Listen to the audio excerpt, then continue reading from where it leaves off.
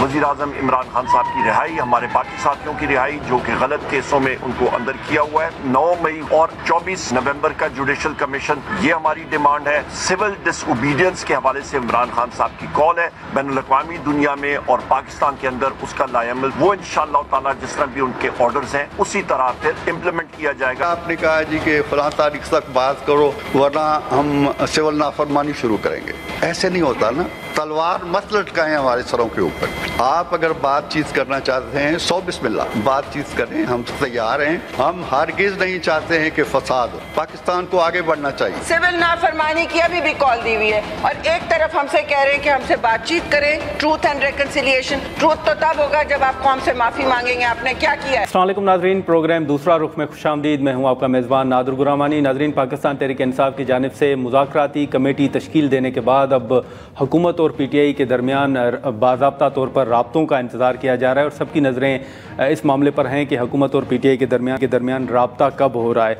इसी के साथ साथ अभी जो पाकिस्तान तहरीक इंसाफ का मौक़िफ़ है वो ये सामने आ रहा है कि हुकूमत खुद अगर चाहे तो PTI की कमेटी के साथ राब्ता कर सकती है। पाकिस्तान तहरीक इंसाफ की जानिब से हुकूमत के साथ मुज़ाकरात के लिए राब्ता नहीं किया जाएगा। अपोजिशन लीडर उमर अयूब साहब का ये कहना है कि मुज़ाकरात अगर होते हैं तो उनमें सबसे पहली शर्त इमरान खान और बाकी जो सियासी कैदी हैं उनकी रिहाई का मुतालबा होगा और उनकी रिहाई के बगैर मुज़ाकरात किसी सूरत मुमकिन नहीं है। इन मुतालबात के बाद हुकूमत का भी मौक़िफ़ सामने आया कि जो शराइत हैं उन शराइत को सामने रखते हुए कभी भी मुज़ाकरात जो हैं वो नहीं हो सकते, जिसके बाद बैरिस्टर गौहर का ये बयान सामने आया कि वो शराइत नहीं रख रहे लेकिन मुज़ाकरात के लिए पाकिस्तान तहरीक इंसाफ की जानिब से जो अपने मुतालबात हैं वो सामने रखे जा रहे हैं। अब मामला आगे कैसे बढ़ेंगे? क्या हुकूमत खुद रब्ता करेगी PTI के साथ या PTI की जानिब से रब्ते का इंतज़ार किया जाएगा? मामला आगे कैसे बढ़ेंगे हम बात करेंगे। वज़ीर-ए-आज़म के कोऑर्डिनेटर और मुस्लिम लीग नून के राना एहसान अफजल साहब हमारे साथ मौजूद हैं।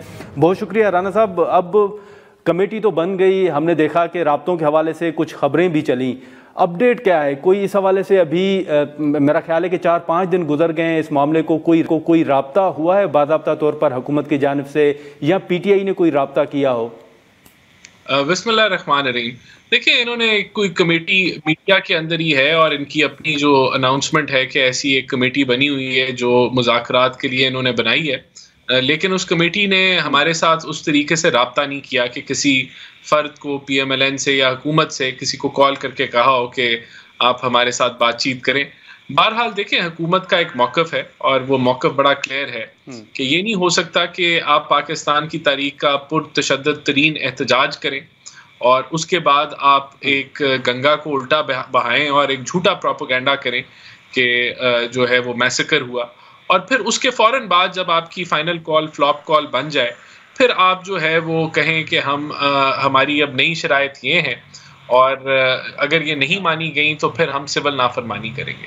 तो ये अंडर थ्रेट, अंडर ड्यूरेस या एक ब्लैकमेल के अंदर ब्लैकमेल करते हुए आप समझते हैं कि हुकूमत आपसे आके घुटने टेक देगी और मुज़ाकरात पे बैठ जाएगी, तो ऐसा नहीं होता। देखें, आपको पहले तो 2-3 चीज़ें हैं। पहले तो जो आपने पुरतशद्दुद तरीन एहतजाज जो किया, जो कि एहतजाज नहीं था, धावा था, जो आपने धावा इस्लामाबाद पे बोला, उस पर आप कौम से माफ़ी मांगे। और दूसरा ये कि आप सिविल नाफरमानी की कॉल जो है वो ख़त्म करें। तो फिर मेरे ख्याल से हुकूमत के दरवाजे हमेशा से खुलें। और मैं आपको याद दिलाना चाहूँगा कि एपेक्स कमेटी में प्राइम मिनिस्टर का भी यही मौक़िफ़ था कि कब तक हम धरना खेलेंगे, मुल्क को आगे बढ़ना है तो इसको आगे बढ़ाएं, मिलके बैठ के काम करें। लेकिन जब आप ऐसे कहेंगे कि हमारी शराइत नंबर A है, शराइत नंबर B है और ये अगर ना मानी गई तो सिविल नाफरमानी होगी, तो फिर मेरे ख्याल से ये तो मुज़ाकरात शुरू होने से पहले ही ख़त्म हो जाएंगे और शुरू ही नहीं होंगे। और जब आप इस तरह की थ्रेट्स देंगे जो पाकिस्तान के मफादात के ख़िलाफ़ नहीं, तो राना साहब आप समझते हैं कि अगर सिविल नाफरमानी की कॉल PTI वापस ले लेती है तो फिर हुकूमत खुद रब्ता करने का कोई इरादा रखती है? देखिए, अगर वो सिविल नाफरमानी की कॉल वापस ले लेते हैं तो ये एक अच्छा इकदाम होगा। जो ये इंस्टेबिलिटी फैलाना चाह रहे हैं और इस तरह की धमकियां दे रहे हैं तो एक अच्छा अमल होगा। बिल्कुल हुकूमत इसको अप्रिशिएट करेगी और खुद राब्ते करने वाली बात ये कि हमारे दरवाजे खुले हैं। हम चाहते हैं कि माहौल बेहतर हो, मिलजुल के हम कौमी मफादात के ऊपर काम करें और मुल्क को आगे लेके चलें। लेकिन बिल्कुल ये अच्छा इक़दाम होगा और इसके बाद ये अच्छा जेस्चर होगा अगर पीटीआई ऐसा करे। हाँ, लेकिन शराइत के हवाले से जैसे आपने जिक्र किया तो उस हवाले से बैरिस्टर गौहर साहब का ये बयान आया है कि वो शराइत नहीं रख रहे बल्कि वो मुज़ाकरात के लिए अपने मुतालबात रख रहे हैं कि पीटीआई के मुतालबात हैं क्या। आप समझते हैं कि बैरिस्टर गौहर साहब की इस बात में वज़न है कि ये शराइत नहीं बल्कि मुतालबात हैं? देखें, हर यहाँ मसला ये है, पीटीआई में हर बंदा, चाहे वो चेयरमैन पीटीआई हो बैरिस्टर गौहर या खान साहब हों या उनकी बहनें हों या बुशरा बीबी हों या उनके तर्जमान हों या गंडापुर साहब हों, हर बंदा मुख्तलिफ बात करता है और हर बंदा जो है वो इस तरह बात करता है कि जैसे उसी ने जो है वो ठेका उठाया हुआ है पार्टी का और पार्टी की क़यादत का और वही फैसले कर रहा है। तो यहाँ कुछ हमें नहीं समझ लगती कि कौन किसकी बात पे यकीन करें, किसकी बात पे यकीन ना करें। फिर वैसे भी ये अपना मौक़िफ़ तब्दील करी जाते हैं।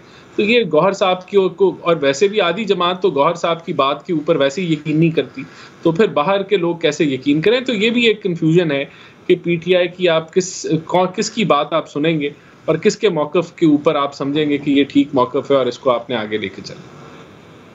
नहीं राना साहब, ये आपका तज़िया है या मालूमात है कि गौहर साहब की बातों पर आधी पार्टी जो है वो यकीन नहीं रखती? आप खुद देख लें, गौहर साहब ने कहा कि अब 12 के करीब हैं, फिर लोगों ने कहा कि इन्होंने ऐसा क्यों कहा। कभी वो कहते हैं कि खान साहब की तबीयत ठीक है तो बाकी लोग एतराज़ करते हैं कि ऐसा उन्होंने क्यों कहा। तो ये तो पीटीआई की जो जमात है वो आपस में इख्तलाफात का शिकार में है और ये तो मीडिया पे भी रिपोर्ट हो रहा है कि हर बंदा जो है वो अलग बात कर। लेकिन अब जो पीटीआई के मुतालबात हैं राना साहब, ये अगर आप देख लें तो वो 9 मई के हवाले से भी हैं, वो खान साहब की रिहाई का मुतालबा भी सामने रखते हैं, बाकी कैदी जो हैं उनके हवाले से भी। आप समझते हैं कि ये तमाम मामलात हुकूमत इनमें कोई कमिटमेंट पीटीआई के साथ कर सकती है? क्योंकि कुछ मामलात जो हैं वो इस्टेब्लिशमेंट के साथ भी लिंक्ड हैं। GHQ हमला जो केस है उसमें भी खान साहब के हवाले से, तहकीकात के हवाले से जो मुख्तलिफ बयानात हैं वो आ रहे हैं। तो सिर्फ सियासी मामलात नहीं है, कुछ मामलात वो हैं जो इस्टेब्लिशमेंट के साथ लिंक्ड हैं। तो आप समझते हैं कि इन मामलात में सिविल हुकूमत जो है वो कर सकती है, ये तमाम चीज़ें इनको देख सकती है, या आप समझते हैं कि कहीं ना कहीं इस्टेब्लिशमेंट के साथ मुज़ाकरात पीटीआई को करने ही पड़ेंगे? ये देखें, बात ये है कि जो 9 मई के ऊपर तो हुकूमत का भी यही मौक़िफ़ है कि हम कोई कॉम्प्रोमाइज़ नहीं करेंगे और किसी के पास कोई इख्तियार नहीं है कि वो NRO दे। और जो इन्होंने 26 नवंबर को किया उस पर भी हुकूमत कोई कॉम्प्रोमाइज़ नहीं करेगी। 26 नवंबर को 150 पुलिस वाले एहलकार जो हैं वो ज़ख्मी हुए, बहुत सारों को गोलियां लगी पुलिस वालों को। 40 से ज़ायद जो हैं वो जो व्हीकल्स हैं पुलिस की उनको जला के राख कर दिया गया। उसके अलावा पुलिस वाले शहीद हुए, रेंजर शहीद हुई, इन्होंने शेल मारे। तो ये सारे जो मामलात हैं इनके ऊपर तो जो है वो कानूनी कार्रवाई होगी और बिल्कुल नहीं रोका जाएगा। अगर इसके अलावा आप देखें, और बात ये अदालती मामलात हैं, हुकूमत इनसे पीछे नहीं हटने वाली। या तो ये इस पर माफ़ी मांगे या तो ये एतराफ़ करें, जो ये झूठा प्रोपेगेंडा कर रहा है उसके ऊपर एतराफ़ करें और फिर माफ़ी मांगे कौम से कि इनसे गलती हुई है। तो फिर भी जो है वो प्रोसिक्यूशन सोच सकती है कि इसको क्या करना है। लेकिन जब तक ऐसे नहीं होता तो कोई गवर्नमेंट तो नहीं रुकने वाली। इन मामलात के ऊपर आगे बढ़ा जाएगा और कोई लीनियंसी नहीं दिखाई जाएगी, क्योंकि ये नहीं हो सकता कि आप एक सूबे की वसाइल के ऊपर, उसकी कुव्वत के ऊपर आप इस्लामाबाद पे धावा बोलें और वो भी पुरतशद्दद हो, और फिर आप अगली कॉल भी जो है वो मुल्की मफादात के खिलाफ दें। तो बिल्कुल हुकूमत जो है वो कोई प्रेशर में नहीं है। जो इन्होंने हमें दिखाना था वो इन्होंने 26 नवंबर को दिखा दिया और वो फेल हो गया। अब इनके पास कुछ नहीं है। अब अगर ये बातचीत करना चाहते हैं तो हमारे दरवाजे खुले, लेकिन किसी ब्लैकमेल या थ्रेट पे हम बातचीत नहीं करेंगे। ये थ्रेट और ब्लैकमेल खत्म करें, बिल्कुल फिर पार्लियामेंट के अंदर बातचीत का सिलसिला जो है वो शुरू किया जा सकता है। तो आप समझते हैं कि इमरान खान की रिहाई के मामले पर कोई बात नहीं होगी और ना ही आप रिहाई के हवाले से कोई यकीन दहानी करवाएंगे पीटीआई को? बिल्कुल, ये अदालती मामलात हैं, कानूनी मामलात हैं और ये अदालत और कानून के अलावा कहीं और नहीं डिसाइड होंगे। लेकिन राना साहब, एक चीज़ जो मिलिट्री कोर्ट्स के हवाले से, मिलिट्री ट्रायल के हवाले से जो बात हो रही है, मुस्लिम लीग नून इस अमल को इंडोर्स करती है कि खान साहब का मिलिट्री ट्रायल अगर इन केस होता है तो ये एक अच्छा कदम होगा? देखिए, मिलिट्री ट्रायल किसी भी सिविलियन का होना ये बड़ी मखसूस सूरत हाल में होता है और वो किसी भी आम सिविलियन का मिलिट्री ट्रायल होना बड़ा ही नामुमकिन है। और उसकी वजह ये है कि इसके लिए आपको बड़ी स्पेसिफिक किस्म के काम करने होते हैं कि आपका ट्रायल एक सिविलियन का मिलिट्री कोर्ट में, और वो ये है आर्मी एक्ट के मुताबिक कि आप फौजी तनसीबात के ऊपर हमला आवर हों या फिर उसकी प्लानिंग या उसकी अबैटमेंट में शामिल हो। तो अगर खान साहब ऐसी चीज़ में इन्वॉल्व हैं तो बिल्कुल आर्मी एक्ट के तहत उनका ट्रायल मिलिट्री कोर्ट्स के अंदर हो सकता है। इसमें तो कोई फिर ये कोई कबाहत, ये तो कानूनी और आईनी बात है और बिल्कुल उसके मुताबिक फिर हो सकता है उनका ट्रायल। इसमें अगर देखें कोई भी सिविलियन हो जो फौजी तनसीबात पे हमला आवर हो, सिर्फ उसी का ही कानूनी जो है वो उसी का ही ट्रायल जो है वो मिलिट्री कोर्ट में हो सकता है, उसी सिविलियन। लेकिन आप नहीं समझते कि इससे सर फिर आगे राह हमवार हो जाएगी, आगे फिर ये बाकी जो सियासतदान हैं शायद उनके ऊपर भी फिर इस तरह के मामला आए मुस्तकबिल में? नहीं, देखें, अगर कोई सियासतदान फौजी तनसीबात के ऊपर हमला आवर होता है, फिजिकली असॉल्ट करता है, उधर जलाओ गिराव करता है, फिर तो होना चाहिए। इसमें तो यही कानून है। लेकिन उसके अलावा तो कोई भी नहीं हो सकता ना। उसके अगर ये काम किसी ने नहीं किया फिर तो सिविलियन का ट्रायल हो ही नामुमकिन है कि वो मिलिट्री कोर्ट में हो। तो वो कौन सा सिविलियन होगा जो फौजी तनसीबात के ऊपर हमला आवर होगा? सवाल तो ये बनता है ना। हाँ, लेकिन अब जितनी चीज़ें चल रही हैं, हाँ ठीक है, लेकिन अब जितनी चीज़ें चल रही हैं राना साहब, इसमें आप ये समझते हैं कि जो 24 नवंबर या 26 नवंबर को हुआ, पीटीआई की वो कॉल नाकाम हो गई, अब अगर वो सिविल नाफरमानी की कॉल देते भी हैं, शुरू भी करते हैं, तो हुकूमत पर कोई दबाव नहीं पड़ सकेगा, ना ही वो कॉल जो है वो कामयाब हो सकेगी?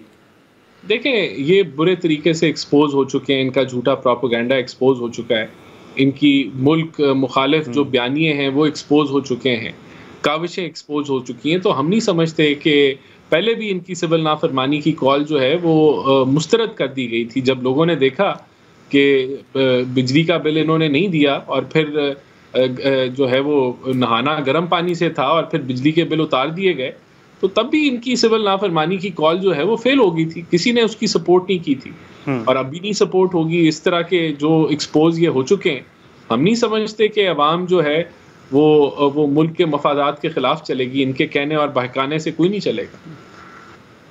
ठीक है, लेकिन राना साहब अब चलें, पीटीआई तो अपनी जगह, लेकिन आपकी जो इत्तेहादी जमात है पाकिस्तान पीपल्स पार्टी, वो क्यों मुस्लिम लीग नून के फैसलों पर तहफ़्फ़ुज़ात का इजहार कर रही है? बड़ा खुल के वो तनकीद कर रहे हैं। अब तो ऐवान के अंदर अगर आप देखें तो कभी वो वज़रा की अदम मौजूदगी, अदम हाज़िरी के हवाले से सवालात उठा रहे हैं, अब फैसलों पर सवालात उठा रहे हैं। तो पीपल्स पार्टी क्यों नाराज़ है आपसे?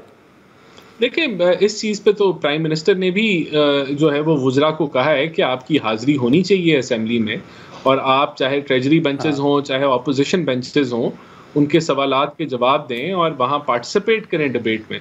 और अगर वज़रा जो है वो असेंबली का हिस्सा नहीं बन रहे, तो ये प्राइम मिनिस्टर ने बिल्कुल इस चीज़ को पुश किया है और उन्होंने भी नोटिस किया है कि ये जो है उनको असेंबली में प्रेजेंट होना चाहिए, नंबर 1। नंबर 2, देखें, बात ये है कि अब उनकी अगर कोई नाराज़गी है सीसीआई से है, तो वो भी अगर जायज़ है तो हमें दूर करनी चाहिए। लेकिन यहाँ मैं आपको ये रिकॉर्ड पे बता दूं बात कि प्राइम मिनिस्टर के दरवाजे बिलावल साहब और प्रेसिडेंट साहब के लिए 24 घंटे खुले हैं और हम खुद भी उनसे रब्ता करेंगे और उनके जो उन्होंने कंसर्न्स रेज किए हैं उनको हम बिल्कुल एड्रेस करने की कोशिश करेंगे और उनको ख़त्म करेंगे, क्योंकि बिल्कुल हमें ज़रूरत है पीपल्स पार्टी के साथ की। और उन्होंने जो इशू नहीं, लेकिन सर एक आखिरी मुख्तसर सवाल राना साहब, वो तो ये कह रहे हैं कि हुकूमत को आइन के साथ खिलवाड़ करने की इजाज़त नहीं दी जाएगी।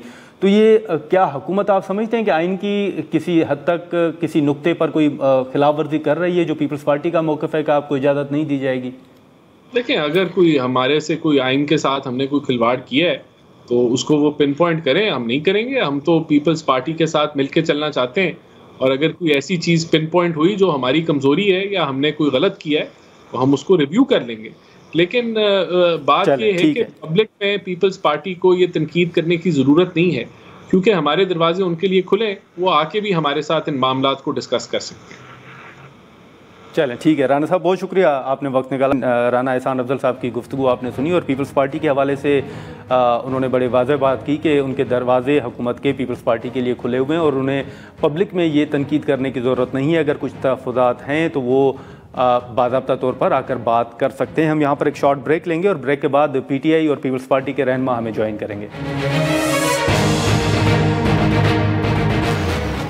प्रोग्राम में दोबारा खुशामदीद नाजरीन। इस वक्त जो मुज़ाकरात के हवाले से ख़ास तौर पर जो पाकिस्तान तहरीक इंसाफ की जानिब से कमेटी तश्कील दी गई, उसके बाद कुछ ये खबरें सामने आईं कि राब्ते हुए हैं, लेकिन दोनों साइडों से हुकूमत और PTI की जानिब से इन खबरों की तरदीद की गई और अभी तक कोई बाज़ाब्ता तौर पर राब्ता हुकूमत का PTI या PTI का हुकूमत के साथ नहीं हुआ। नईम हैदर पंजोता साहब पाकिस्तान तहरीक इंसाफ के सीनियर रहनुमा और कादिर मंदोखेल साहब पीपल्स पार्टी के सीनियर रहनुमा हमारे साथ मौजूद हैं, हम उनसे गुफ्तगू करेंगे। नईम हैदर पंजोता साहब, आपसे शुरू करेंगे। सबसे पहले तो ये बताएं कि मुज़ाकरात के हवाले से कमेटी तश्कील दी गई, काफ़ी दिन उसको गुजर गए हैं। अब वज़ीर दिफा ख्वाजा आसिफ साहब भी ये कह रहे हैं कि बाज़ाब्ता तौर पर अभी तक PTI की जानिब से मुज़ाकरात के लिए कोई पेशकश नहीं की गई। मुज़ाकरात के हवाले से अभी तक राब्ता ना होना, आप क्या समझते हैं, क्यों पेशरफ्त अभी तक नहीं हो सकी? देखें जी, बहुत शुक्रिया, आपने मौका दिया जी, बुलाया। देखें, खान साहब की तरफ से जब एक कॉल दी गई और उसके अंदर उन्होंने बड़ा वाज़ेह अपना मौक़िफ़ जो है वो रखते हुए उन्होंने कहा जी कि हम तो एक तो जुडिशल कमीशन मांगते हैं 9 मई और 26 पे, और सेकंड उन्होंने कहा जी कि हमारा वाज़ेह मुतालबा है कि तमाम सियासी कैदियों को रिहा किया जाए। बसूरत दीगर अगर ये ना किया गया तो हम डेफिनेटली सिविल नाफरमानी की तरफ जाएंगे, क्योंकि बाकी तमाम ऑप्शन भी आपने देखा कि हमने तमाम तरह के अवेल किए, कानूनी रास्ता भी और पॉलिटिकल एहतजाज वाला रास्ता भी, जहां पर गोलियां तक चलाई गई और कानूनी रास्ता 26वीं तरमीम के जरिए खत्म किया गया, बट वो भी हमारा स्टिल जारी है। बट ये एक तरीकाकार है सिविल नाफरमानी का, जो एक तहरीक चलाई है, ये पाकिस्तान बनने से पहले भी चलती रही, मुख्तलिफ दुनिया में मुख्तलिफ ममालिक में चलती रही, और पाकिस्तान बनने के बाद भी ये हुआ। जहां पर नाजायज हुकूमत होती है, जालिम हुक्मरान होते हैं, तो जब आप पर सीधी गोलियां चलाने पर आ जाते हैं तो फिर आपके पास कोई हल नहीं होता कि जिस सूरत भी उनको हटाया जाए। तो उसके लिए ये किया गया। अब दूसरी बात ये रह गई कि खान साहब की तरफ से जब बात आ गई, एक कमेटी बना दी गई, कमेटी का पूरी दुनिया को पता चल गया, और वाज़ेह हम तकरीरों के अंदर कह रहे हैं, बातों के अंदर कह रहे हैं, हम अगर कहीं पर गए हैं फातिहा पढ़ने के लिए तो उसके बाद एक मुनज़्ज़म कैंपेन चलाई जाती है कि देखें जी बिल्कुल पांव पड़ गए हैं, लेट गए हैं जी, बिल्कुल हमें लटा दिया है, फलां हो गया है, फैज के ट्रायल से डर गए हैं, उसके ट्रायल से डर गए हैं, केसेस से डर गए हैं, फलां। भाई आपने पहले भी डेथ सेल के अंदर डाला हुआ, आपने पहले भी 14 साल सजाएं, 10 साल सजा, 3 साल सजा, इद्दत केस में 7 साल सजा, 30 साल से ज्यादा तो सजाएं आपने पहले सुनाई। और आप जो सख्तियां, जो पाबंदियां, जो वहां पर आप बुनियादी हकूक सलब करें, मिलिट्री कस्टडी में लोगों को डाला है, हजारों के साहब हमारे नहीं, लेकिन 302 से लेकर ऐसा कोई मुकदमा नहीं है। वज़ीर दिफा साहब भी कह रहे हैं कि बाज़ाब्ता तौर पर अभी तक राब्ता क्यों नहीं हुआ? देखें, बाज़ाब्ता तौर पर जब बात हो गई, जब एक मौक़िफ़ आ गया, तो मेरा ख्याल में अगर वो उस तरफ से पहल करते तो वो कोई ऐसा बयान देते जिसमें नजर भी आता। आपने देखा होगा कि हम उनसे मुतालबा, हम उनके जो है उनके साथ मुज़ाकरात नहीं करेंगे, ये 9 मई वाले हैं, ये माफी मांगे, ये लेट गए हैं, ये फैज वाले मामले से डर गए। उन्होंने तो बाकायदा प्रेस टॉक्स की कि पहले हमें कहा जाए, क्लीन चिट दी जाए कि हम चोर नहीं है, हम डाकू नहीं है। भाई आप चोर हैं, आप डाकू हैं, हम कह रहे हैं हम मुल्क की खातिर जो है, जो हमारे ऊपर एक इल्जाम लगाया जाता ठीक है। लेकिन नईम साहब, अब ये जो चीज़ें सारी आपके सामने हैं, आप देख रहे हैं कि चलें उनकी जानिब से अगर मुज़ाकरात के बाद या आपकी जो मुलाकात हुई उसके बाद ये कहा गया कि ये तो खुद मुज़ाकरात चाहते हैं, या जिस तरह आपने कहा कि ये पाँव पड़ रहे हैं, अब मिन्नतें कर रहे हैं, ऐसी सूरत हाल में फिर मुज़ाकरात नहीं होंगे? क्योंकि कल हमने देखा है कि आपने अदालत से भी रुजू कर लिया है, जिसमें वज़ीर आज़म साहब का नाम भी शामिल है, बैरिस्टर गौहर साहब ने जो दरख्वास्त दायर की है। देखिए, बिल्कुल जी, यह आपने देखा कि प्राइवेट कंप्लेंट जो है वो दायर की गई है और आज उसकी समाअत थी, 23 तारीख के लिए उसे जो है मुलतवी किया गया है। और जहां तक बात है मिसिंग पर्सनस के हवाले से, वो भी डिटेल्स उसमें दी गई हैं। हमारे जितने इंजर्ड हैं उनकी डिटेल्स दी गई हैं, जो शोदा हैं उनके मुकम्मल सबूत लगाए गए हैं, 7 फुटेजेस लगाई गई हैं, USB अटैच की गई है। जो ये कहते थे दरखास्त दे दें, लेकर आ जाएं, हर चीज अब जिसने जाकर देखनी हो वो उधर से देख ले। अगर हमारे सोशल मीडिया अकाउंट्स पर देखते हुए उसे तकलीफ होती है कि इधर से मैं नहीं देख सकता, तो वो देख ले, चेक कर ले। और दूसरा, हम हाई कोर्ट में भी जा रहे हैं अपने जो मिसिंग पर्सनस हैं उनके लिए, और हम जुडिशल कमीशन के लिए भी हाई कोर्ट में जा रहे हैं, जिसमें शोएब शाहीन साहब उस पर तैयारी कर रहे हैं। और इंशाल्लाह ताला आने वाले दिनों में आप मजीद देखेंगे कि दरखास्तें आएंगी। हमने CCTV फुटेजेस भी मांग ली, हमने जो मुकम्मल तौर पर रिकॉर्ड है हॉस्पिटल्स का वो भी मांग लिया है। तो हमें फौरन रिकॉर्ड दिया जाए, ये प्रॉपर्टी जो है ये अवाम की प्रॉपर्टी है, वहाँ सरकारी अस्पताल के अंदर कैमरे लगे हुए हैं, रिकॉर्ड है, वो सारा पब्लिक किया जाए, क्योंकि इतना बड़ा सान्या हुआ और आप उसको गायब कर रहे हैं या उसको हटा रहे हैं, मिटा रहे हैं, या लोगों को दे नहीं रहे। तो वाज़ेह नजर आता है कि आप उसके अंदर चोरी है। इसी वजह से मतीउल्लाह जान को भी उठाया गया। मेरी सुबह भी बात हो रही थी असद कैसर साहब से और दीगर लोगों से, रात को साहबजादा अहमद रज़ा से बात हुई, कल बिल्कुल मीटिंग हुई है और चकजई साहब उन्होंने मुख्तलिफ मशवरे दिए हैं। एक तो हम शौदा के हवाले से पूरे पाकिस्तान के अंदर जैसे एक ताज़ीती हमारा प्रोग्राम केपी में है, इसी तरीके से हम तो ताज़ीती हमारे रेफरेंस हैं वो पूरे पाकिस्तान में हम उसको जो है नहीं, लेकिन सर अब तो लेकिन पंजोता साहब अब तो चकजई साहब ने भी कह दिया है ना कि पीटीआई सिविल नाफरमानी की कॉल जो है वो वापस ले।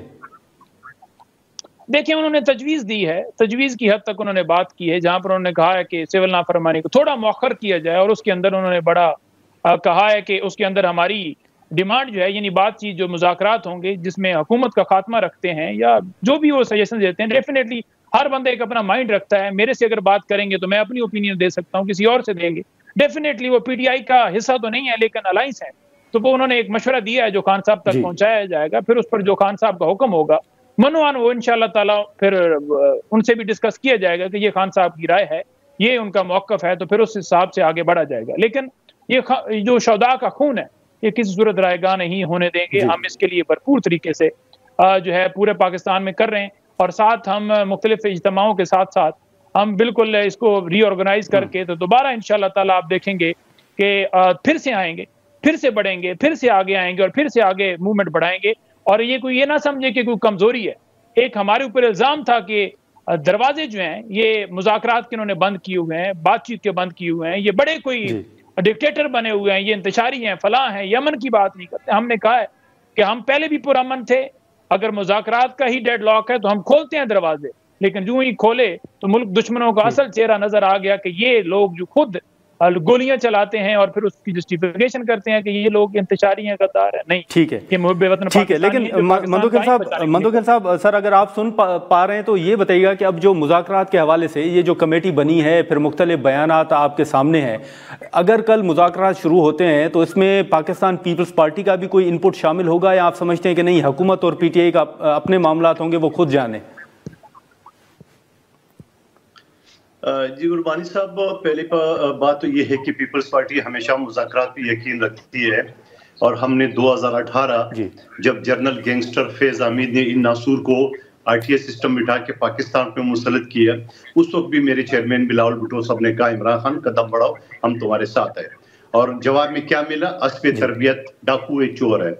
उसके बाद 2024 के इलेक्शन में जहां ये आज़ादी से जीते थे, उस वक्त भी हमारे सीनियर खुर्शीद शाह साहब ने उनको ऑफर किए कि हम गैर मशरूत तौर पे आपको ऑफर कर रहे हैं। जवाब क्या मिला? हस्बे तरबियत। उसके बाद जॉइंट सेशन से आसिफ अली जरदारी साहब ने खिताब किए, उन्होंने भी ऑफर किए, जवाब क्या मिला? हस्बे तरबियत। तो मैं थोड़ा बहुत सुन सकता वो उनकी अभी भी वही जबान है कि ये चोर है, डाकू है। तो भाई अगर हम चोर है, डाकू है, तो किस मुंह से आप हमारी मिन्नतें करे हो? क्योंकि जनरल गैंगस्टर पकड़ा गया जिनको 2 जूते पड़े थे, उसने सब बता दिया है कि मैंने तहयात आर्मी चीफ बना था और इमरान खान साहब ने तहयात सदर पाकिस्तान बना था, सदारती निजाम, और इसी वजह से हम 3 कोर कमांडर के हाउसेस पे हमने हमले करके कब्जा करना था और फिर फौजी बगावत के जरिए और सारी चीज करना था। तो ये तो अभी क्यों घबरा रहे हैं? ये जो बड़े दलेर बने थे, बड़े बड़े मुछे नहीं, लेकिन मंदोखिल साहब, वो पंजोता साहब कह रहे हैं कि वो कोई मिन्नतें नहीं कर रहे, वो तो गए थे आया सादिक साहब के पास ताज़ियत के लिए, सिर्फ दुआ के लिए गए थे और उन्होंने कोई इस तरह की बात नहीं करे ना, तो न करे, किस पे एहसान कर रहे ना? अभी जनरल गैंगस्टर जो पकड़ा गया है ना, जरा इंतजार तो करे ना, इनकी चीखें आसमानों तक जाएगी कि नहीं जाएगी? ये बड़े बुज़दिल लोग हैं और किधर के इनके पंजाब की ये सारे जो गद्दार डिक्टेटर जो 77 साल में मुख्तलिफ सियासी पार्टियों के मसले लूट रहे थे, हुक्मरान बन के वो किधर चोर चुप गए? बुशरा बीबी आई पठानों को गैरत बनाई, ये पश्तून ने की है आपको कत्लेआम करने के लिए। आपकी गैरत कहां मर गई जो सारे कोली में बच गए? पश्तून इस्लामाबाद में गवर्नमेंट गिरफ्तार करिए, पश्तून को आप लिया है मरवाने के लिए। आपके बड़े बड़े जो पंजाबी सियासतदान थे वो किधर मर गए? आप खुद इस्लामाबाद में किधर थे? बुशरा बीबी ने ठीक कहा कि ये बेगैरत और बुज़दिल है, बेशरम है। जरा ये लिस्ट बता दे इसमें बेगैरत और बेशरम कौन कौन है? क्योंकि पंजोता साहब मुझे यकीन है ये बड़ा दलेर है, ये इस्लामाबाद में होगा, ये नहीं आएगा। तो बाकी जो बेगैरत बेशरम जो बुशरा बीबी ने कहा उनकी लिस्ट तैयार की उन्होंने। ठीक है, लेकिन मंदोखेल साहब, ये मामला जो आप जनरल फैज साहब का जिक्र कर रहे हैं, मंदोखेल साहब, जो आप जनरल फैज साहब का जिक्र कर रहे हैं, जनरल फैज साहब का मामला आपको किस हद तक आगे जाते हुए नजर आ रहा है? कौन कौन इस लपेट में आप देख रहे हैं? देखिए, मैं तो 6-8 महीने से नईम पंजोता साहब के साथ कई शो में मैं ये बात कर चुका हूं। ऐसा नहीं हो सकता है कि ये मोबाइल खुदा ना खास्ता मैं और आप चोरी करें इकट्ठे, मेरा केस चलेगा इस्लामाबाद में, आपके केस चलेगा कराची में, ऐसा तो नहीं हो सकता है। नाज़रीन, यहाँ पर एक शॉर्ट ब्रेक लेते हैं। कादिर मंदोखेल साहब और नईम हैदर पंजोता साहब हमारे साथ ही हैं। हम ब्रेक के बाद गुफ्तगू को आगे बढ़ाते हैं। प्रोग्राम में दोबारा खुशामदीद। पंजोता साहब, आप समझते हैं कि वाकई कल जो है वो बाकी रहनुमा भी इस लपेट में आ सकते हैं, जैसे मंदोखेल साहब कह रहे हैं, या खान साहब का भी कोई मिलिट्री ट्रायल आप देख रहे हैं? आवाज फिर मेरे ख्याल में हो गया। देखें, बात यह है कि खान साहब का मैं बड़ा वाज़ेह बता दूं कि खान साहब को जब मैंने बताया कि मिलिट्री ट्रायल के हवाले से आइन के अंदर तरमीम करने जा रहे हैं, तो खान साहब ने बड़ा वाज़ेह कहा कि मेरी तरफ से मैसेज दे दो कि मैं किसी सूरत ना आपके मिलिट्री ट्रायल से, ना आपकी सजाओं से, ना आपकी जो तरफ से जो है वो सजाए मौत की सजा देने से डरता हूँ, क्योंकि जिंदगी और मौत अल्लाह ताला के हाथ में। और मैंने आपको पहले भी गुजारिश की कि जो इस वक्त खान साहब को जिस तरह रखा गया है कस्टडी के अंदर, वो मिलिट्री ट्रायल से कम नहीं है। वहां पर उन्हें एक अलहदा कमरे के अंदर रखा गया, कभी अखबार बंद किया जाता है, कभी फैमिली की मुलाकात बंद कर दी जाती है, कभी वकला के ऊपर पाबंदी लगा दी जाती है, कभी वहां सेल की बिजली बंद कर दी जाती है, कभी कोई प्रॉब्लम कर दिया जाता है, कभी कोई मिलने नहीं की इजाजत नहीं दी जाती। तो खान साहब तो फिर भी डटे हुए, खान साहब तो फिर भी नहीं हटे। और जहां मंदोखेल साहब ने बात की, देखिए नाजेबा अल्फाज इस्तेमाल नहीं करने चाहिए, बगैरत इन्होंने लगाया है, ये मुनासिब नहीं था कि मैं इनकी बात के दरमियान इंटरप्ट करता, क्योंकि वो भी उधर जो है वो इधर जूम लिंक के ऊपर हैं, मैं भी ऑनलाइन हूं, तो वो एक प्रोग्राम का माहौल खराब होता है। लेकिन अपनी तारीख भी जरा याद रखनी चाहिए कि बेनज़ीर साहिबा को जिस तरह 90 में लाया गया, और जिस तरह उससे पहले जो हमारे शहीद जुल्फकार भुट्टो जिस तरह उनका अदालती कत्ल किया गया, तो ऐसे मामले के अंदर तो जो है इनको देखना चाहिए था कि वो उस वक्त हेलीकॉप्टर के ऊपर जिस तरह वहां पर उन्हें भिजवाया गया और वहां उनको लास्ट टाइम के ऊपर देखने भी नहीं दिया गया फैमिली को, और उसके बाद बेनज़ीर को फिर वही लोग लेकर आए और फिर वही मामला दोबारा उन्होंने एक सदर के जरिए उनको हटाया और सदर के खिलाफ, और फिर उस वक्त सारा मामला यूं ही उठाया गया। और दोबारा जब नहीं बिल्कुल पंजोता साहब, मैं इत्तेफाक करता हूं कि गैर पार्लिमानी अल्फाज जो हैं वो इस्तेमाल नहीं होने चाहिए। जैसे 10% इमरान खान तो नहीं है, उसकी सारी जिंदगी 1 रुपए की उसकी करप्शन दिखा दे। आपने जाकर एक अलकादर जो कि कुछ अच्छा काम किया, उसके ऊपर भी आपने केस बनाया, वो भी 190 मिलियन उसके अकाउंट में नहीं आया, लेकिन आप फिर भी शोर मचा रहे हैं, प्रोपेगेंडा कर रहे हैं कि वो सारे पैसे इमरान खान के अकाउंट में आ गए। दिखा दें, वो सुप्रीम कोर्ट के अकाउंट में अभी भी हुकूमत पाकिस्तान के पास, इमरान खान के पास नहीं है। आपने जितने तोशाखाना के केसेस बनाए, 10 केस बनाए, जितने केसेस बनाए, जब भी हाई कोर्ट में मामला आया तो वो सारे एक्सपोज हो गए और अपना सारा दम तोड़ गए।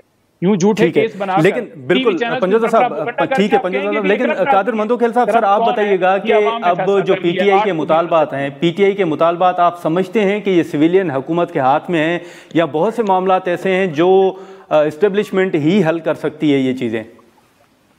आप मुझे बताओ, एक हाथ में बंदूक है, दूसरे हाथ में जो ना वो मुज़ाकरात के लिए हाथ मिला रहा है, दोनों चीजें एक पॉसिबल एक साथ होने का? आपने सिविल नाफरमानी के तहरीक आज से शुरू करने की, वो तो ठुस हो गई आपकी। आप मुझे बता दो कि एक तरफ वो ये सिविल नाफरमानी की तहरीक शुरू करने की आज, एक तरफ वो शर्तें रख रहे हैं। वो पश्तो में कहावत है, बुढ़िया को कोई शादी में नहीं बुला रहे थे तो उनकी फरमाइश थी कि मेरा बिस्तर जो है वो सरदार के घर बिछाना। इनसे कोई हाथ मिलाने को तैयार नहीं है। ये कहते हैं हमारी ये शर्त है, हमारी वो शर्त है। वो बाबा सारी आपकी शर्तें मरते जो है ना वो दफन हो गई है। अभी आप पाँव पड़ेंगे, थूक के छाटेंगे, यू टर्न मारेंगे, जो आपकी चीज होगी। ये कल तक आप हमें चोर डाकू कहते थे, आज आप कहते मुज़ाकरात करो। तो चोर डाकू से मुज़ाकरात करके आप अभी फरिश्ते हो गए हम लोग, या अभी भी डाकू है? अगर अभी ये डाकू तो फिर किस मुंह से आप मुज़ाकरात की बात कर रहे हो? दूसरी बात ये कि वो गैंगस्टर पकड़ा गया ना, जनरल फैज, 2 जूते पड़े, उन्होंने सब कुछ उगल दिया है। ये हो सकता है पंजोता साहब का नाम भी आ जाए उसमें। इनका सबको उगल दिया कि किस आदमी ने क्या किया। सारे ये रिपोर्ट क्यों है? ये बड़े बड़े जो उनके तुरबखान थे, ये बड़े बड़े जो धमकियां दे रहे थे, वो किधर छुपे हुए हैं? इनको जरा ये पूछो, आपने पश्तूनों को डाल बना के अपने इक़्तिदार के लिए उनको गोलियों के सामने छोड़ दिए। ये इस्लामाबाद वाले किधर थे? चलो मैं बुशर बीबी की अल्फाज अदा नहीं कर रहा हूँ जो कि उसकी मीटिंग में कही है। वो किधर गए इस्लामाबाद वाले, वो किधर गए पिंडी वाले? चलो लाहौर वाले, गुजरात वाले तो बड़े देर लगते थे उनको, पिशावर स्वाबी से स्वाद से लोग पहुंच गए, वो नहीं पहुंच सके। जो इस्लामाबाद के अंदर थे वो किधर छुपे हुए थे? सवाल ये है अभी इनकी जो ना वो टांगे कांपने शुरू हो गई है, जो हमारे ये मजाक उड़ाते थे।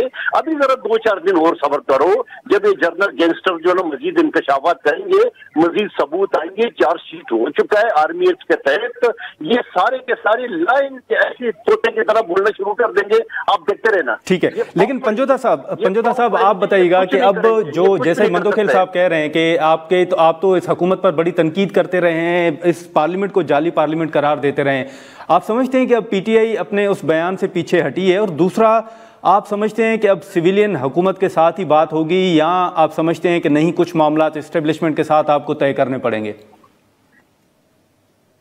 मैंने पहले भी गुजारिश की है कि पाकिस्तान तहरीक-ए-इंसाफ ने, खान साहब ने जो कमेटी बनाई है वो इस चीज़ के लिए कमेटी नहीं बनी कि वो कमेटी बनते ही हम ये कह रहे हैं कि ये करप्शन जो इन्होंने की है, लूट मार की है, जो मुल्क लूटा है वो ख़त्म हो गया, या ये करप्ट नहीं रहे, या ये मिस्टर 10% नहीं रहे, या इन्होंने धांधली नहीं की, इन्होंने डाका नहीं डाला। हमारा मौक़िफ़ बड़ा क्लियर है।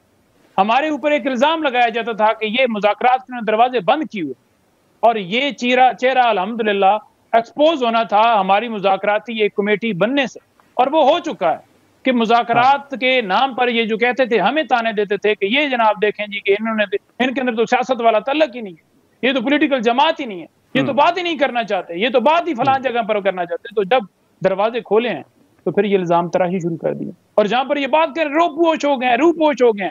देखें, सलाम मैं पेश करता हूं हर उस शख्स को जो इस वक्त पाकिस्तान की खातिर इमरान खान के साथ खड़ा है। पाकिस्तान की खातिर ये लोग खड़े हैं, और जब लोगों को अगवा किया जाता है तो पीपल्स पार्टी क्या, नून लीग क्या, किसी एक रहनुमा की तरफ से स्टेटमेंट नहीं आती कि लोगों को अगवा करके क्यों प्रेस कॉन्फ्रेंस करवाई जा रही है। एक प्रेस टॉक दिखा दें जो अगवा बराए बयान जो है वो ऐसा अमल किया गया हो, किसी से स्टेटमेंट ली गई हो, किसी को प्रेस क्लब में बैठाया गया हो, किसी के घर में छापा मार के उसे नंगा किया गया, उसे गंदा किया गया, उसकी बहनों को उठाया गया, 200 मुकदमात बनाए। ठीक है, लेकिन बता दें कोई एक चीज, ठीक है, लेकिन कादिर मंदोखेल साहब, अब जो खान साहब के मिलिट्री ट्रायल के हवाले से बात हो रही है, अभी तो खैर वो वक्त आना है, लेकिन पीपल्स पार्टी का इस हवाले से बड़ा वाज़ेह मौक़िफ़ माजी में रहा है और अभी भी बड़ा वाज़ेह मौक़िफ़ रहा है। मुस्लिम लीग नून का मौक़िफ़ तो आ गया है कि खान साहब का मिलिट्री ट्रायल होना चाहिए। पीपल्स पार्टी भी समझती है कि अगर खान साहब का मिलिट्री ट्रायल होता है तो आप इस फैसले को वेलकम करेंगे?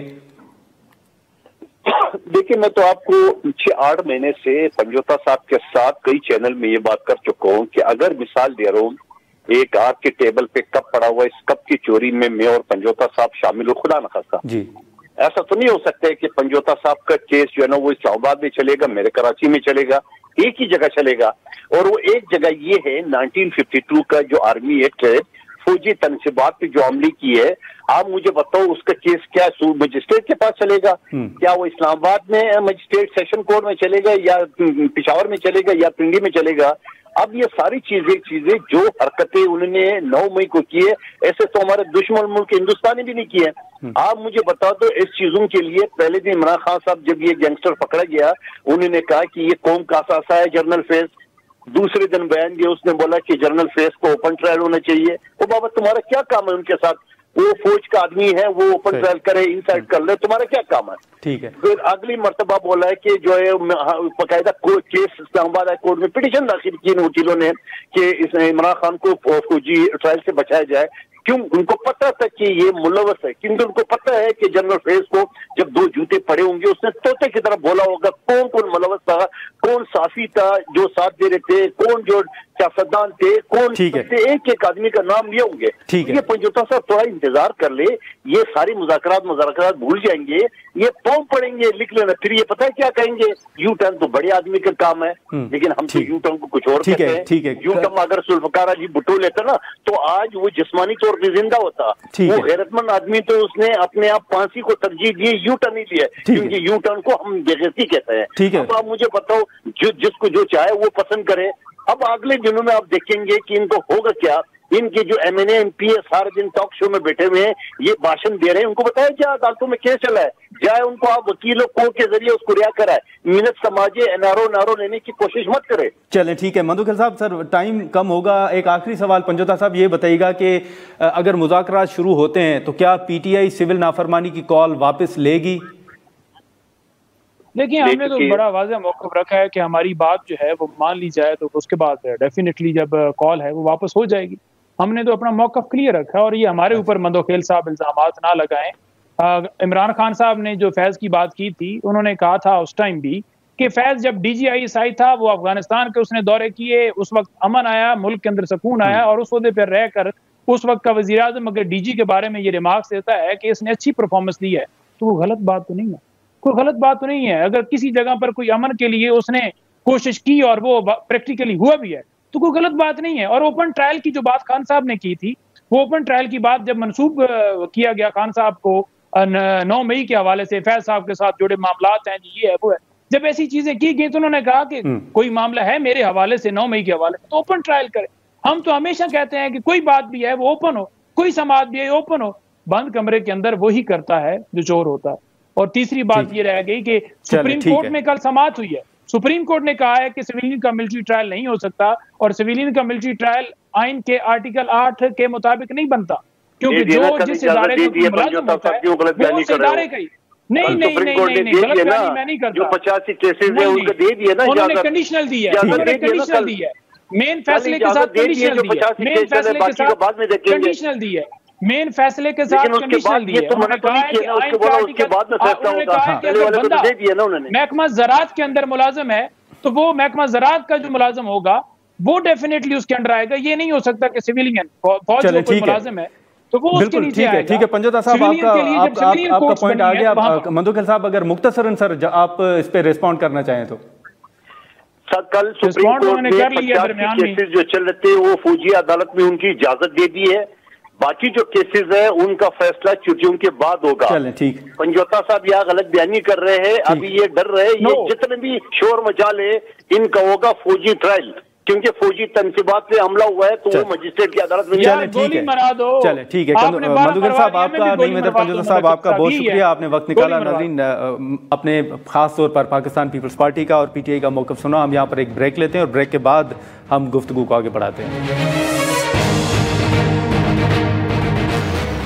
प्रोग्राम में दोबारा खुशामदीद। नाज़रीन सियासत के हवाले से गुफ्तगू आपने सुनी। हाल ही में पाकिस्तान में जो स्मोक के हवाले से या ख़ास तौर पर माहौलियाती तब्दीली के हवाले से बड़ी बहस होती रही है। अब स्मोक के हवाले से या माहौलियाती तब्दीली के हवाले से क्या चैलेंजेस हैं, राजा रेहान साहब जो हैं जो माहौलियाती तब्दीली से मुतल्लिक मामलात पर बड़ी गहरी नज़र रखते हैं, उनसे हम गुफ्तगू करेंगे।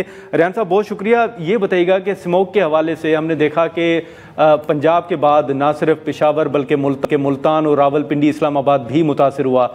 आप समझते हैं कि अब चीज़ें अंडर कंट्रोल हैं या अभी भी आप समझते हैं कि चैलेंज मौजूद है? और दूसरा, अगर हम 2023 से कंपेयर करें तो 2023 से 2024 इन दोनों सालों में आप क्या फ़र्क देख रहे हैं?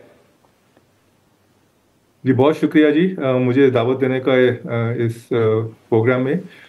ये आपके पहले सवाल जो है जी उसके जवाब में तो मैं ये कहूँगा कि इस वक्त जो सूरत हाल है जी वो काफ़ी ख़राब है। वो अगर आप देखें जो स्मॉग के जो लेवल्स हैं, एयर क्वालिटी इंडेक्स अगर आप ले लें PM 2.5 या और भी जो हैं वो अभी भी काफ़ी हाई है कंपेयर टू जो एक्सेप्टेबल है इवन पाकिस्तान के जो नेशनल एनवायरमेंटल स्टैंडर्ड्स हैं उनके हिसाब से। और ये सूरत हाल जो है जी जब तक ठीक नहीं होगी जब तक हम जो कॉजेज़ हैं, जो वजूहात हैं उनको एड्रेस ना करें जी। अगर हम सिर्फ रिएक्शनरी स्टेप्स लेते रहेंगे वो भी ज़रूरी होती हैं, लेकिन रिएक्शनरी स्टेप्स जो हैं जी वो सिर्फ शॉर्ट टर्म मेजर होता है। जैसा आपने देखा कि ग्रीन लॉकडाउन्स किए हैं और रेस्टोरेंट्स को जल्दी बंद कर दिया है और बड़े तरीके आजमाए गए हैं, या ये तरीके जो हैं जी ये शॉर्ट टर्म गेन तो होता है इससे, लेकिन सूरत हाल फिर ख़राब हो जाती है। हाँ। इनके लिए जो रूट कॉजेज हैं, वजूहात हैं जी, उनको जब तक एड्रेस नहीं करेंगे उस वक्त तक ये जो स्मॉग का और एयर पोल्यूशन का जो फिनोमेनन है ये उस वक्त तक सही नहीं होगा। पिछले साल के मुकाबले में इस साल, लेकिन रेहान साहब इसमें जो मेन वजह है, जैसे आपने जिक्र भी किया, आप समझते हैं कि इसमें सिर्फ इंडस्ट्रीज, गाड़ियों का धुआं और जो वेस्ट को जलाने के हवाले से बात की जाती है, यही 3 मेन जो काजेज हैं आपकी नज़र में यही हैं? या अब जो पाकिस्तान में जो स्टडीज हुई हैं जी रिसेंटली उन्हीं को देख लें तो व्हीकल एमिशंस का जो है, लाहौर की अगर आप स्टडी देखें रिसेंटली जो हुई है उसमें 83% व्हीकल एमिशंस जो हैं जी वो इसका कॉज हैं जी। आप इंडस्ट्रियल वेस्ट ले लें जिसमें ब्रिक किल्न्स जो हैं वो भी बहुत इंपॉर्टेंट इसमें कंट्रीब्यूट करती हैं आपके पता है उनके इमिशंस की वजह से भी। और जो वेस्ट जो है क्रॉप वेस्ट जो है उसकी बर्निंग जो है वो भी कंट्रीब्यूट करती है। हमें अर्बन एरियाज में जी खास तौर पे जो सॉलिड वेस्ट है या जो कचरा होता है उसको जलाने की बहुत यहाँ एक प्रैक्टिस है, वो भी ख़त्म करने की ज़रूरत है क्योंकि उससे भी बहुत ज़्यादा इसकी तरफ कंट्रीब्यूशन होती है। अगर यही फैक्टर्स हैं जी, इसके अलावा तो बहुत फैक्टर्स हैं जी। आप ग्लोबली देखें और भी बड़े फैक्टर्स हैं। आपके पावर सेक्टर जो है वो बहुत कंट्रीब्यूट करता है ग्लोबली। यहाँ इतनी कंट्रीब्यूशन नहीं है उसकी, लेकिन वो कंट्रीब्यूट करता है। लेकिन यहाँ जो है जी ये 3-4 मेजर कॉजेज हैं जी। ठीक है, लेकिन रेहान साहब आप क्या समझते हैं कि हाल ही में जो भारत के हवाले से बात की गई कि अगर वो ताउन करें या उनसे बात हो, एक इशारा दिया गया, भारत इस मामले में आप क्या समझते हैं कि उनका रोल कितना इफेक्टिव हो सकता है कि मिलके अगर इस चैलेंज से निपटा जाए? तो देखिए इस तरह के जो हैजर्ड्स होते हैं ना जी, जो कि नेचुरल हैजर्ड्स हैं, जिनको खतरात कह लें आप, मैं इनको खतरात कहूँगा जी। उसके लिए आप जो पॉलिटिकल बाउंड्रीज हैं जी उन तक महदूद नहीं रख सकते इसको आप, क्योंकि जो नेचुरल हैजर्ड्स होते हैं जी वो तो पॉलिटिकल बाउंड्रीज को रिस्पेक्ट नहीं करते। इसलिए ये इसको रीजनली देखना पड़ेगा। और जो खास तौर पे जो क्रॉप बर्निंग है और भी जो इसके कॉजेज हैं वो अक्रॉस द बॉर्डर से भी इसका इनकी रिफ्लेक्शन होती है, इनकी वजह से होते हैं। तो ये रीजनली इसको देखना पड़ेगा और ख़ासतौर पे भारत के साथ अगर इस लेवल पर डायलॉग करें, उनका भी फ़ायदा होगा जी, इसमें पाकिस्तान का भी फ़ायदा होगा। और ये पॉलिटिकल जो एक डायलॉग है उससे आगे जाके इसको ओवरऑल एनवायरमेंटल डायलॉग और सोशल डायलॉग के तहत देखना पड़ेगा जी। लेकिन अब वज़ीर आला पंजाब मरियम साहिबा जो हैं वो चीन में मौजूद हैं और कुछ खबरें ये भी आई कि माहौलियाती तब्दीली के हवाले से, ख़ास तौर पर स्मोक के हवाले से भी कोई बातचीत हुई है। चाइना का किरदार भी आप समझते हैं कि बड़ा मौसर हो सकता है इस मामले पर? जी चाइना तो इसमें एक किस्म का लीडिंग कंट्री है जी। उन्होंने बीजिंग का आपने शायद सुना हो जी, बीजिंग में स्मॉग का इशू हमारे जो लाहौर का जो सूरत हाल है उससे भी ज़्यादा था जी। लेकिन उन्होंने फिर विद इन 1 or 2 years उन्होंने ऐसे पॉलिसी रिफॉर्म्स की है, फिर ख़ास तौर पे एनफोर्समेंट के ऊपर और जो सिटीजन्स हैं उनमें अवेयरनेस रेजिंग करके उन्होंने व्हीकल एमिशंस के ऊपर स्ट्रिक्ट एनफोर्समेंट कीजिए। जो ऑलरेडी उनके लॉज से कुछ नए लॉज भी बनाए, यहाँ तक कि उन्होंने गाड़ियाँ जो हैं जो व्हीकल एमिशन में फेल हो रही थी बार बार उनको इम्पाउंड करना शुरू कर दिया और बहुत हैवी फाइन्स लगाए जी, खासतौर पे हैवी व्हीकल्स थे। इंडस्ट्रियल पोल्यूशन पे उन्होंने बहुत हैवी फाइन्स लगाया, कंट्रोल किया। जो इसके अलावा जो खास तौर पे रीजनल इश्यूज थे जी उनको भी उन्होंने काफ़ी हद तक जो अर्बन एरियाज के अलावा जो कंट्रीब्यूशंस आ रही थी इसकी तरफ उसको भी काफ़ी कंट्रोल किया।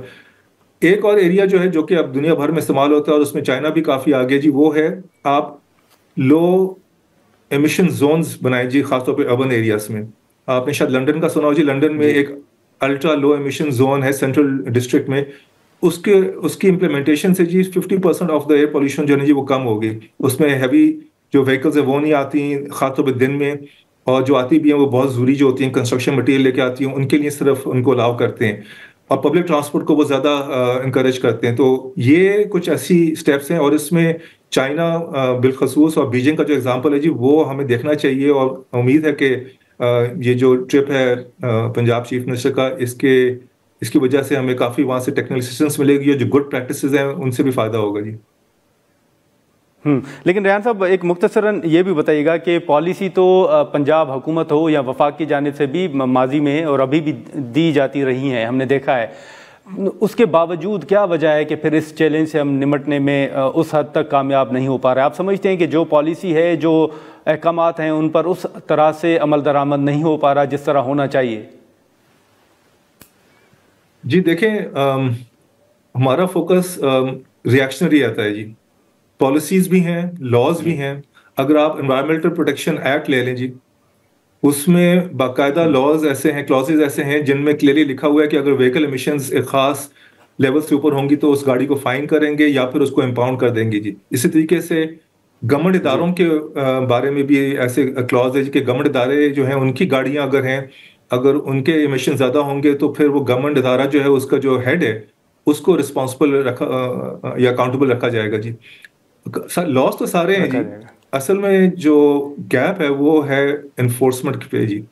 अगर हम सिर्फ व्हीकल एमिशंस को कंट्रोल करना शुरू करते हैं, देखिए मैंने अभी पहले कहा था जो पंजाब की स्टडी है लाहौर वाली खास तौर पे, उसमें 83% जो है वो व्हीकल एमिशंस है। आप अगर सिर्फ उन्हीं को कंट्रोल कर लें काफी हद तक आपके एयर पोल्यूशन का मसला हल हो जाएगा। तो बेसिकली जो पॉलिसीज हैं, बिल्कुल सही कहा आपने रेहान साहब कि अगर इनको कंट्रोल कर लिया जाए तो भी काफ़ी बेहतरी आ सकती है। बहुत शुक्रिया राजा रेहान। अरशद साहब आपने वक्त निकाला। नाज़रीन गुफ्तगू नहीं, अब देखें कि आने वाले दिनों में ख़ासतौर पर जैसे वज़ीर आला पंजाब का चीन का दौरा है तो उसके बाद वहाँ से क्या खबरें जो है वो सामने आती हैं। आज के प्रोग्राम में इतनी, इजाज़त दीजिए, अल्लाह हाफ़िज़।